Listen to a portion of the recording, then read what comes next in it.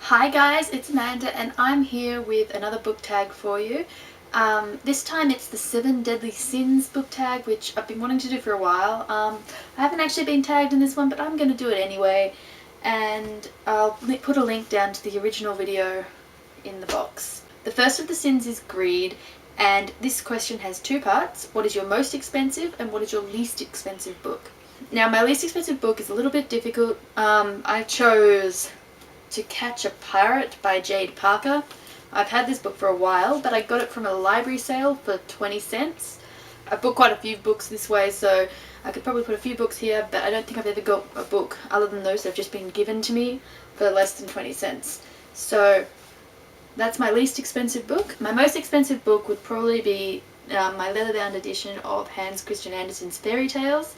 This came in at about $40 and I haven't even got around to reading it yet. I really want to get a collection of all the fairy tales, so this complete works of Hans Christian Andersen was a necessity. So the second deadly sin is wrath, and the question for this is, which author do you have a love-hate relationship with? I'm gonna have to go with Molly McAdams on this one. I love her books, they're absolutely amazing, but she can't seem to write a book that isn't designed to just tear you up, and in particular, Taking Chances, I just wanted to, like, why do you write these things? They're just evil, and I just don't understand why you have to be so cruel. The next sin is gluttony, and the question for this one was, which book have you devoured over and over and over again? I'm a huge rereader, so again, there was a number of books I probably could have picked up for this. I'm choosing The Host by Stephanie Meyer. I have read this book so many times. It's one of my favourites, and not only have I read it heaps, but it's huge. So I'm claiming that I've probably spent more time reading this book than any other. There are some other options, like I'm pretty sure I've read The Vampire Academy at least 7 times now. So I'm, as I said, huge rereader. I tend to reread series whenever the next one comes out.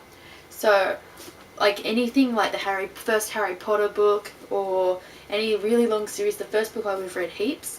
Whereas this is a standalone, which is why I picked it, because I've read it heaps just because I wanted to read this book, and that's it. Not because I needed to read it to get on to the next one in the series, but just because I needed the book, this one single book. Although now they're saying that she's finally going to release The Soul and the Seeker, which are the next 2 books in this series, which she has not yet finished. So the next sin is sloth, and the question related to sloth is, which book have you put off reading due to laziness? And the book I've chosen for that is The Lord of the Rings, and I've been wanting to read The Lord of the Rings forever, but this book is huge. It's like a brick. It's over 1,000 pages long. I think it's about 1,200 pages long, and I know it's a whole series of books, but the print is really small, and although there's really pretty pictures in there as well, it's just seems like a lot of effort. I will get around to reading this because it's something I really want to read, but I don't know when I'll actually even try.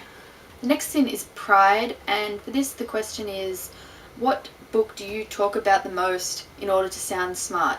I don't really do this because most of my friends aren't readers, and so they don't really care even if I was reading these highbrow books, and usually I'm not. I'm usually reading the trashier books. If I was going to pick a book that I would talk about to sound smart, it would probably be the Brothers Grimm.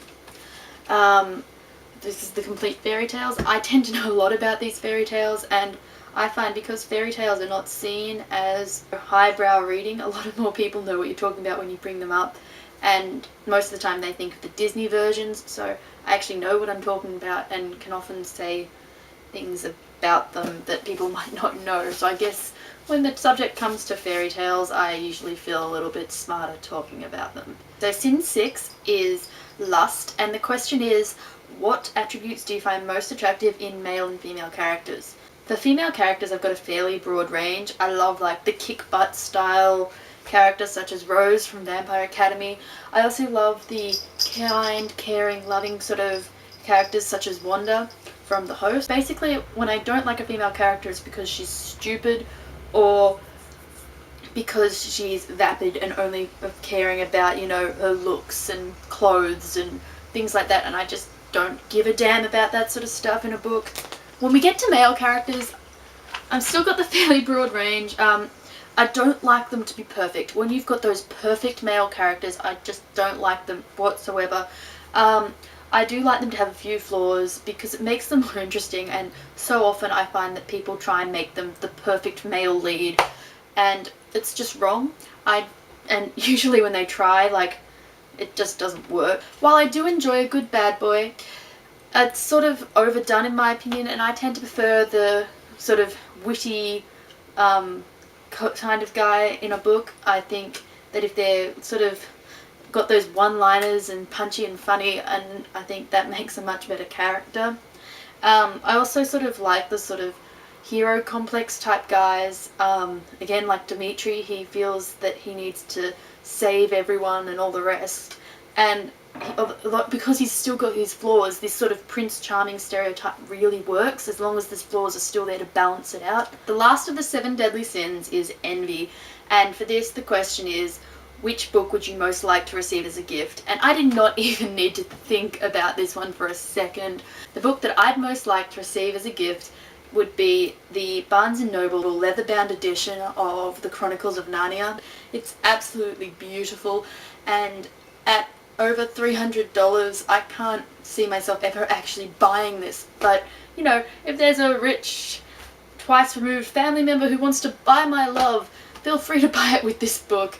I would just love to have it. I'm going to tag 2 people, Miranda from Books 101 and Maddie from Rambling and Greed and Tea. I hope you do this tag. I hope you have as much fun with it as I do. And I'll see you next time, guys. Bye!